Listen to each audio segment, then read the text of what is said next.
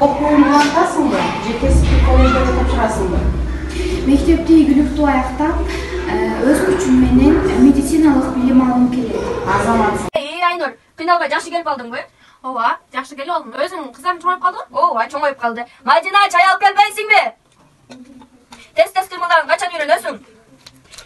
Доллардан иштеп келгендирсиң, а? Ооба. А сен өгөй кызың чоңоюп ишке жарап калганбы? Ооба, окуудан башка эч нерсени билбейт.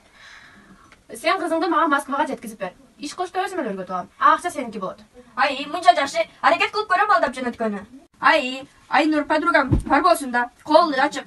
Кызым, Москва шаарына барып окуп келүүнү каалайсыңбы? Мен ушул жерде эле окуй бербеймби? Эми ал жакта подругамдыкында барып, бекер жатаканда окуп келесиң да. Макул апа, сиз эмне десеңиз ошол.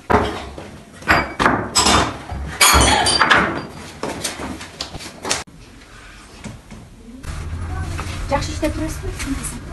Мадина, сени дагы уруштубу?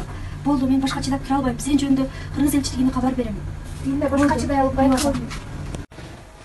Мадина, биз Кыргызстандын Россиядагы элчилери сенин көйгөйүң менен таанышып чыктык.